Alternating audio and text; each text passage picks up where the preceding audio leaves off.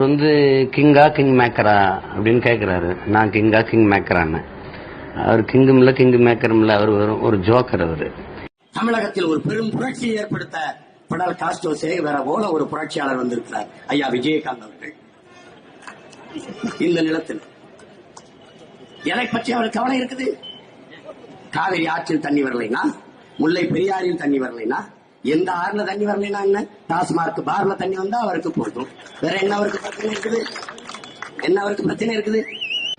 விஜயகாந்தை முதலமைச்சராக ஒரு கூட்டணி ஓடுகிடுறான். லூசு பயலுக.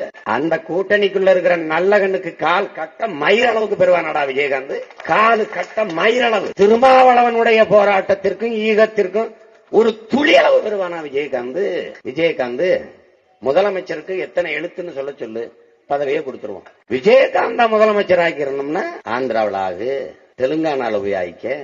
ஏன் ஊர்ல உனக்கு என்ன வேலை? எல்லா தமிழனுக்கும் தெலுங்கனுக்குமான போர். மான தமிழர் நிலத்தை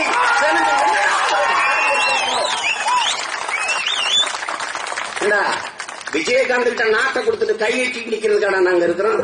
அவ்வளவு கேடு கட்ட கேனப்பை மக்களடா நாங்க. கேவலம் ஒரு கபடி டீமுக்கு கூட கேப்டனா இல்லாதவனை பிடிச்சு கேப்டன் கேப்டன் கேப்டன்.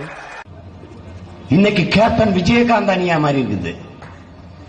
6 படை கட்டி என் இனத்தின் விடுதலைக்கு போராடி என் தலைவன் கூட கேப்டன் போட்டுக்கல.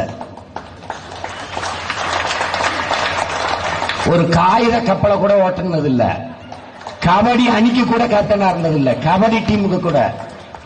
இவர் தமிழ் இனத்திற்கும் கேப்டன் ஆயிட்டாரு. விஜயகாந்த் எல்லாம் முதலமைச்சரானா மொத்த தமிழனும் தீக்குளிச்சு சாக வேண்டியதான்.